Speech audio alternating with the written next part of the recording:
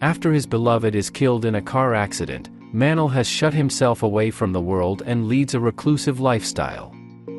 When a disease epidemic breaks out around the world, turning the infected into bloodthirsty madmen, Manel decides to listen to his sister, who recommends him not to go to the quarantine camps organized by the government and to hide at home.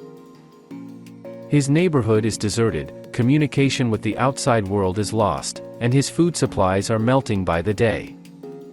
When Manel hears a message on the radio announcing a safe haven in the Canary Islands, he decides it's time to move out into the unknown. Young people are unlikely to remember this, but in the 90s, zombie movies were having a rough time. George Romero, who actually invented the genre with his trilogy Night, Dawn, and Day of the Dead, went into other directions, and the few attempts to somehow develop his ideas failed one after another. But in 2002 came 28 Days Later and Resident Evil, followed by the remake of Dawn of the Dead, presented by Zack Snyder, and Edgar Wright had fun with the horror comedy Shaun of the Dead.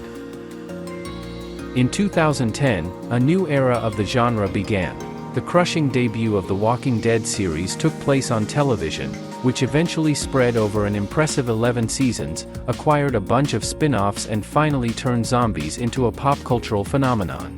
In these series' universe, in one way or another, more or less every possible story about a world, overrun by the living dead and people who have lost their humanity, has been worked out, so that every new feature film on this subject is now viewed with a certain skepticism.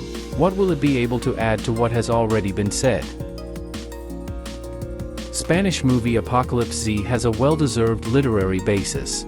It is based on the novel of the same name by writer Manuel Lerero, who is even called by some the Spanish Stephen King. Lerero once wrote a whole trilogy, but the problem here lies in the fact that everything has its time. If at the beginning of the 10th, when it came out, the novel seemed fresh and relevant, now it is enough to watch a couple of any randomly chosen seasons of The Walking Dead to find in their events all the key moments of the Apocalypse Z. In the 2 hours that the film lasts, Manel meets an elderly neighbor who can't walk and has therefore been abandoned by her family, a group of fishermen who turn out to be looters and murderers, and 2 female doctors who selflessly protect several children in the building of an empty hospital. Manel wants to reconnect with his sister's family, with whom he has lost touch, and through pain and adversity he regains the will to live, that was lost after the death of his beloved.